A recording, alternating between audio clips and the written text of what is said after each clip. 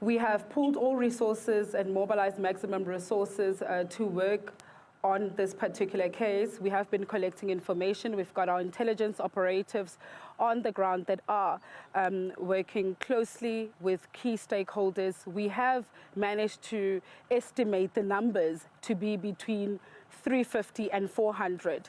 We don't dispute that there are hundreds of illegal miners that are underground and refuse to resurface, but we are only disputing the exaggeration of the thousands that are still stuck underground. We have been making this call to all illegal miners to resurface, and I think as a responsible government, we have gone to great lengths to try and communicate to ensure that all these illegal miners resurface safely. We've gone as far as writing posters or drafting posters, sending them down to the shafts, sending a negotiator as well.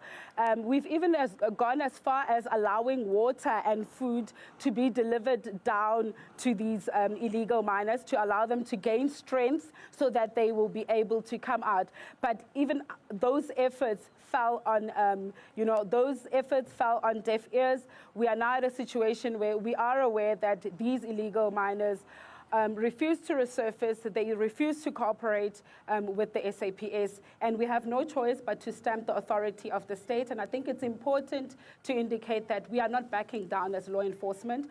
We have a responsibility to prevent and combat all incidents of criminality, and illegal mining is one of them. We are not backing down. As you can see behind me, police officers that are deployed to combat illegal mining operations. Day shift is making way for the night shift. They have been working hard, dedicated in combating these types of illegal mining activities that we are seeing in this area. We've been running this particular operation for several months, where we employed a strategy to ensure that we block the provision of food, water, and necessities to underground, all these shafts, as a form of forcing these illegal miners to resurface. So our operations are 24/7. We do have members that are static at all these abandoned, disused legal mining shafts that are just waiting to ensure that when they do resurface, they are processed and arrested. And I must indicate that when they do resurface, we do inspect them. There are police officers that are standing there with metal detectors to detect whether or not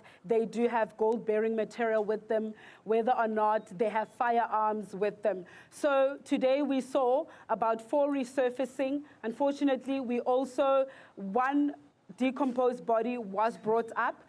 We have registered an inquest to determine the circumstances surrounding the death of this particular illegal miner who was brought up this afternoon. And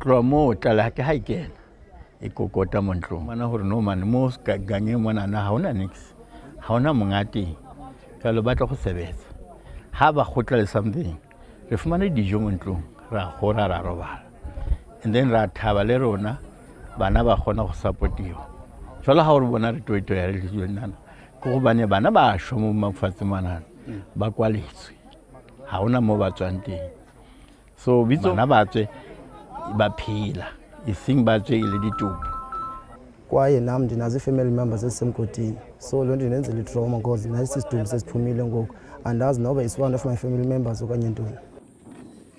We have been reliably told by the mine owner, as well as the Departments of Minerals, Resources and Energy, that this disused and abandoned mine is not safe. It would be inhumane to allow people to go down and operate, and especially police officers who serve and protect the people of this country with dedication and commitment. So let's make it quite clear.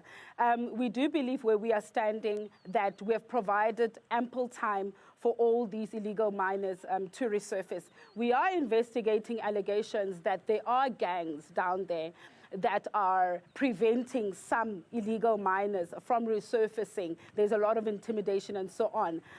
But we have made that call. We are not backing down. We do understand from what we have been told from those that have been down there that the situation is a bit dire. People are falling ill, but we are making that call to say, here is your opportunity, resurface. As soon as you're resurfaced, there are emergency services that are available to attend to these particular illegal miners. As I've indicated, we've got hazardous gases underground. We have been advised accordingly. But also what is of key importance to communicate is that in most of the incidents that we have worked and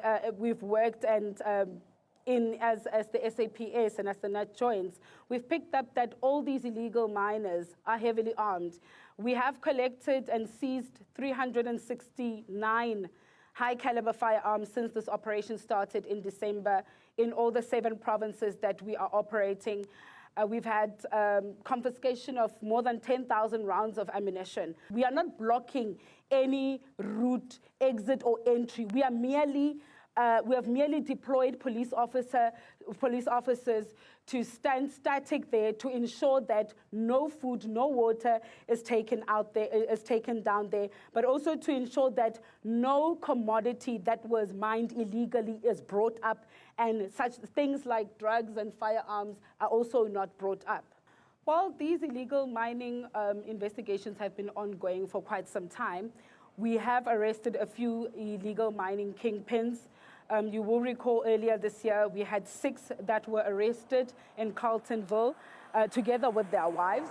We have seized some of their properties, some of their vehicles, and so on. And I do believe some of them are out on bail.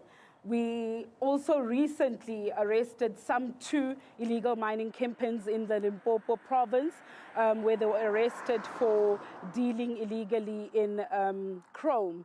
And they were found to be in possession of about 20 million of chrome. So we do believe that we are making inroads. We are investigating who are the kingpins, especially on this particular operation. We do have information, but at this stage, that's not information that we are going to be sharing with members of the public. It is an ongoing operation. We do request the people of this country to support this particular operation, to support our men and women in blue, as well as members of the SANDF who are here to stamp the authority of the state. I must say, Vala Umgodi operation has registered commendable progress. Since inception from December 2023, we've had reduced incidents of dead bodies that we are picking up of illegal miners that were involved in turf wars.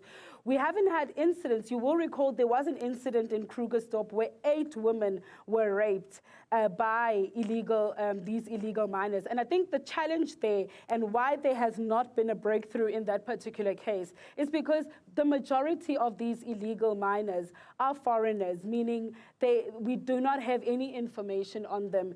So if they do commit these crimes, it becomes difficult for us to trace them and so on. So we are urging communities around here, support the work of the police. We are not here to work against you. Let's work together to prevent and combat all forms of criminality.